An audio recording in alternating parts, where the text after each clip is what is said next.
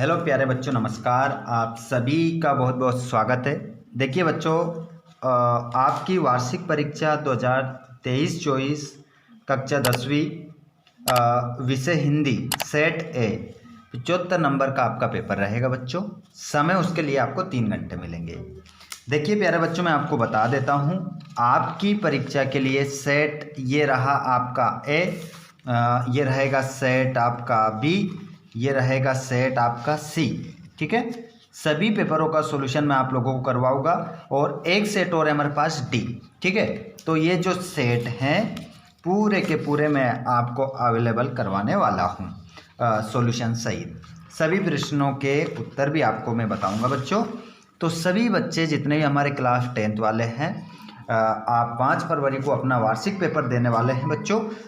Paper देखिए, आपको सभी प्रश्न करना अनिवार्य है। 1 से 5 तक आपको वस्तुनिष्ठ प्रश्न मिलेंगे और जो 30 अंक के रहेंगे, प्रत्येक वस्तुनिष्ठ प्रश्न आपका 1 नंबर का रहेगा बच्चों। जिसके बाद में 6 से 17 तक 2-2 नंबर के प्रश्न रहेंगे और आगे हम बात करें तो 18 से 20 तक 3-3 नंबर के रहेंगे और 21 से 23 तक 4 अंक के प्रश्न रहेंगे। 6 से 23 तक सभी आंतरिक विकल्प दिए गए हैं। प्यारे बच्चों, मैं बता देता हूं आपको, यहाँ पर सबसे पहले हम प्रश्न क्रमांक 1 देखेंगे जिसका पूरा सॉल्यूशन पेपर का यहाँ पर आप करेंगे। जैसे रिक्त स्थान की पूर्ति कीजिए, तो यहाँ पर कह रहा है कि विद्यालय में समास है। विद्यालय में कौन सा समास है? तो यहाँ पर आपका आंसर हो जाएगा तत्पुरुष समास। इस खालिस्तान में अपन क्या भरेंगे? यहाँ पर तत्पुरुष समास लिखेंगे। आत्मकथ्य के कवि हैं, तो आत्मकथ्य पाठ के जो कवि हैं वो जयशंकर प्रसाद आपका राइट आंसर होगा। और वाच्य के प्रकार के होते हैं, जो वाच्य होते हैं वो कितने प्रकार के होते हैं? तो वाच्य आपके 3 प्रकार के होते हैं। और श्री गणेश करना का अर्थ है प्रारंभ करना। आगे बढ़ते हैं बच्चों, पूरा क्वेश्चन पेपर है, ये देख सकते हैं आप, पूरा सॉल्यूशन के साथ मैं आपको करवाऊंगा। इससे बाहर आपका एक भी प्रश्न नहीं जाएगा। तो साथियों, आपको ज़्यादा से ज़्यादा दोस्तों को शेयर करना है। देखिए, हर साल इसी में से पेपर आया है, एक भी क्वेश्चन आउट नहीं हुआ है। तो देख लीजिए इसको। मन्नू भंडारी की हिंदी प्राध्यापिका है, उनका नाम है शीला अग्रवाल। रस के अंग होते हैं, तो रस के जो अंग होते हैं वो 4 होते हैं। कौन कौन होते हैं? कमेंट सभी दोस्त हमारे कमेंट करके बताएंगे। अगला प्रश्न है, सही विकल्प का चयन कीजिए। ठीक है, तो भारत का स्विट्जरलैंड कहलाता है, तो भारत का स्विट्जरलैंड कहलाता है कटाव। कटाव आपका करेक्ट आंसर होगा। और छायावाद के प्रमुख कवियों में गिने जाते हैं, छायावाद के प्रमुख कवियों में जो गिने जाते हैं वो गिने जाते हैं जयशंकर प्रसाद। जयशंकर प्रसाद गिने जाते हैं। चलिए, छायावाद के और कौन कवि गिने जाते हैं जल्दी से कमेंट बॉक्स में बताइए मुझे। सही बच्चे मुझे कमेंट बॉक्स में बताएंगे कि छायावाद के 3 कवियों के नाम और बताइए। कितने कवि बताएंगे? 3। मैं आप सभी के कमेंट का वेट कर रहा हूँ, क्योंकि दोस्तों जैसे कि आप सभी को पता है, आप लोग मैं देखना चाहता हूँ, क्योंकि बहुत सारे हमारे दोस्त लाइव क्लास में जुड़ रहे हैं लेकिन कमेंट नहीं करते हैं, तो मुझे इंतज़ार रहेगा। सभी जल्दी से कमेंट करिए, जल्दी से कमेंट कर दीजिए सभी। देखता हूँ कौन सबसे पहले कमेंट करता है। बिल्कुल, जब तक आप कमेंट नहीं करेंगे आगे नहीं बढ़ेंगे। अभी जल्दी से कमेंट कर दीजिए बच्चों। वेरी गुड, बहुत शानदार। जो बच्चे पढ़ने वाले हैं वो कमेंट कर रहे हैं। ठीक है बच्चों, चलिए तो आगे हम बढ़ जाते हैं यहाँ पर, और अब अगले प्रश्न को हम यहाँ पर देखते हैं। चलिए ठीक है, जिसने भी कमेंट करा है, छायावाद के जो कवि हैं, अगर आपको नहीं पता है तो आंसर मैं बताऊंगा आपको कमेंट बॉक्स में। ठीक है, आपका बंटी किसकी रचना है? तो ये जो रचना हो जाएगी वो हो जाएगी मन्नू भंडारी की। आग में घी डालना मुहावरे का अर्थ है क्रोध को बढ़ाना। हिंदी साहित्य के इतिहास में स्वर्ण युग कहलाता है, तो ये कहलाता है आपका भक्ति काल। अगला प्रश्न आप देखेंगे, तुलसीदास जी ने कौन सी भाषा का प्रयोग किया है? तो विशेष करके अवधी भाषा का प्रयोग किया है।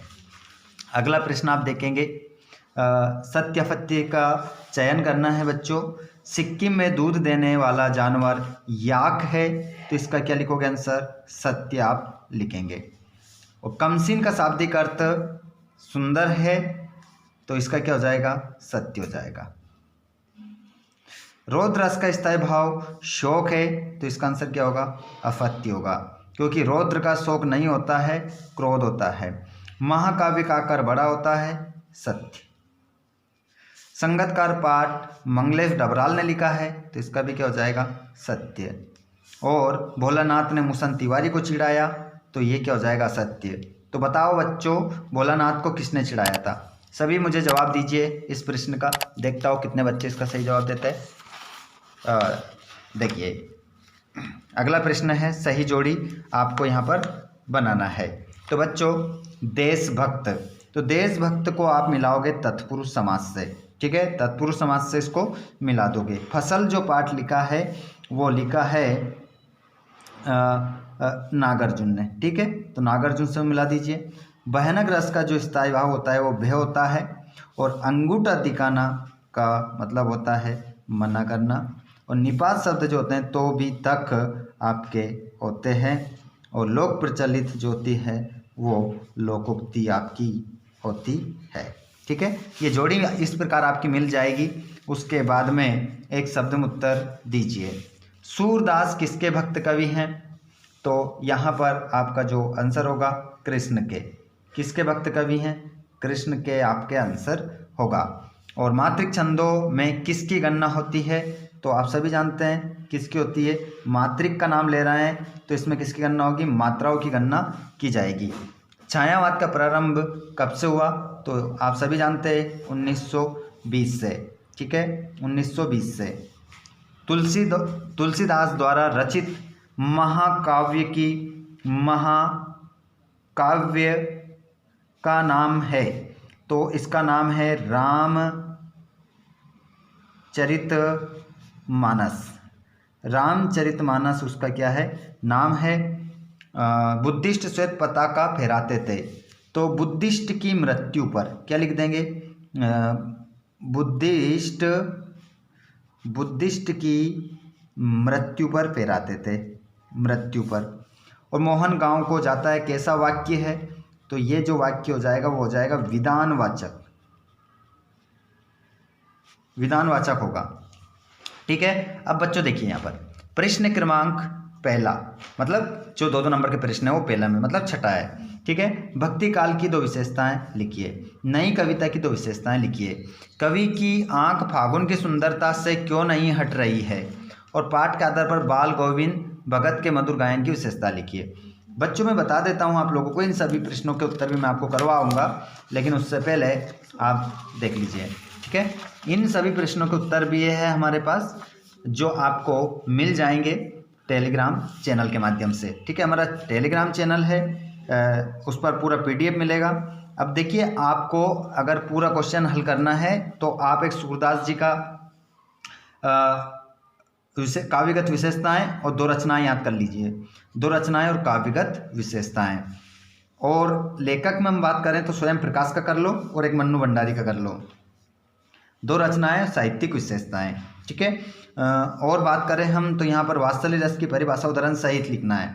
वात्सल्य रस की परिभाषा उदाहरण सहित लिखना है बच्चों। और यहाँ पर आपको दोहा छंद की परिभाषा उदाहरण सहित लिखना है। और यहाँ पर महाकाव्य खंड काव्य मंथन, सभी प्रश्नों के उत्तर भी मैं आपको बताऊंगा, ठीक है? पूरा क्वेश्चन पेपर का सोल्यूशन करवा दूंगा। आंसर भी हमारे पास लिखे हुए हैं, पूरा आंसर भी हमने कर रखे हैं साथियों, सभी आंसर भी दूंगा। बस आपको इतना ही पढ़ना है अगर अच्छा करना है तो, ठीक है? आप टेंशन ना करें किसी प्रकार की। मानवीकरण अलंकार की परिभाषा उदाहरण सहित लिखना है। बाकी आप ये पूरा क्वेश्चन पेपर देख सकते हैं। ये आपका संदर्भ प्रसंग सहित व्याख्या है। कहाँ की है बच्चों? ये देख सकते हैं आप, संदर्भ प्रसंग सहित व्याख्या। हरि है राजनीति पढ़ाए, तो ये जो पंक्तियां लिखने वाले हैं वो हैं सूरदास जी। इस पाठ को किसने लिखा? सूरदास ने। पाठ का नाम क्या है? पद। पाठ का नाम है पद, लिखने वाले हैं सूरदास। तो ये बन जाएगी आपकी। और नीचे वाली अथवा वाली अगर आप करना चाहते हैं तो इसको देख सकते हैं कि छोटे से जीवन की कैसे बड़ी कथाएं आज कहूँ, तो ये आपकी जो है वो पाठ का नाम है आत्मकथ्य। पाठ का नाम क्या होगा साथियों? आत्मकथ्य। और इसको लिखने वाले कौन है? जयशंकर प्रसाद। जयशंकर प्रसाद इसको लिखने वाले हैं। ठीक है। 19वां क्वेश्चन यहाँ पर संदर्भ प्रसंग से संबंधित है। इसमें क्या बताना है? इसमें भी संदर्भ प्रसंग करना है, लेकिन गद्य खंड का करना है। ठीक है। तो पेज यहाँ पर पलट लेते हैं और देखते हैं। देखिए, तो यहाँ पर क्या कह रहा है कि पिताजी का ध्यान भी पहली बार मुझ पर केंद्रित हुआ। लड़कियों को जिस उम्र में शिक्षा के साथ साथ सुगढ़ गृहिणी कुशल पार्क शास्त्री बनाने के नुस्खे जुटाए जाते हैं। तो ये आप अंदाज़ा लगा सकते हैं कि ये जो पाठ है वो पाठ है एक कहानी ये भी, एक कहानी यह भी। किस इसको लिखने वाली कौन है? मन्नू भंडारी। मन्नू भंडारी ने इस पाठ को लिखा है। तो यहाँ से आपका संदर्भ बन जाएगा, प्रसंग बन जाएगा। संदर्भ प्रसंग कैसे बनता है उसकी ट्रिक भी हमने आपको करवा रखी है। ठीक है। तो उन वीडियोस को देखकर आप सीख सकते हैं। नीचे वाला जो ये है, अगर नीचे वाला आप करना चाहते हैं संदर्भ प्रसंग व्याख्या, तो ये जो है लखनवी अंदाज से है और इसको लिखने वाले हैं यशपाल। और यहाँ पर अनुच्छेद है ये बेरोजगारी की समस्या। यहाँ पर स्वतंत्रता दिवस पर एक संवाद आपको तैयार करना है। ठीक है। और यहाँ पर ये अपठित गद्यांश से अगर ये करना हो तो आप ये भी कर सकते हैं। बाद में हम बात करेंगे, सभी आंसरों को भी बताऊंगा मैं। ये देख सकते हैं तो वाला कर सकते हैं। ठीक है। आंसर भी यहाँ है। और यहाँ पर ये क्वेश्चन नंबर 22 है, जिसमें आपको क्या मिलेगा? रूपरेखा के साथ निबंध आपको लिखना है किसी एक टॉपिक पर। इन 4 टॉपिक में से किसी एक टॉपिक पर आपको निबंध लिखना है। तो निबंध भी मैं आपको भेज दूंगा इनमें से। और यहाँ पर क्वेश्चन नंबर 23 में मोहल्ले की सफाई करने हेतु नगर पालिका अधिकारी महोदय को एक आवेदन पत्र लिखना है। तो ये भी मैंने डाल रखा है, और नहीं तो मैं आपको PDF में दे दूंगा इसका आंसर, सभी दूंगा आंसर। ठीक है। पूरा क्वेश्चन पेपर था बच्चों, ये आप देख सकते हैं। यहाँ पर ये सेट B है। जल्दी से मुझे बताइएगा साथियों, क्या मैं आप लोगों को इसके बाद सेट B C D भी दे दूं क्या? जल्दी से मुझे कमेंट कर दीजिएगा। सभी जिलों के लिए पेपर पूरा का पूरा छपेगा दोस्तों, इससे बाहर एक भी क्वेश्चन नहीं जाएगा। तो आप जितने भी दोस्त हमारी लाइव क्लास में जुड़ चुके हैं, इस वीडियो को कहाँ से देख रहा है कमेंट बॉक्स में ज़रूर बताइएगा। और आपके दोस्त कहाँ से देख रहे हैं वो भी आपको बताना है। साथ में चैनल को सब्सक्राइब कर लीजिएगा बच्चों, ताकि हमारा आने वाला सेट भी आपको मिल सके। चलिए बच्चों, तो मैं आप लोगों को PDF दे देता हूँ। PDF आपको हमारे टेलीग्राम चैनल पर मिलेगा, जिसका नाम क्या है टेलीग्राम का, जो आप YouTube चैनल देख रहे हैं इसी नाम से हमारा टेलीग्राम चैनल भी है। टेलीग्राम का नाम है free Sanskrit coaching classes Biaora YouTube channel है, इसके नाम से आपको मिल जाएगा। ठीक है। तो सभी टेलीग्राम से जुड़ जाइए, वहाँ पर पूरा PDF आपको मिल जाएगा, आंसर वाला भी और ये भी। ठीक है। तो बच्चों सब्सक्राइब जरूर करिएगा, घंटे बटन कॉल पर रखिएगा, ताकि भी सेट आपको जल्दी से जल्दी मिल जाए वार्षिक परीक्षा के लिए। धन्यवाद। Thanks for watching.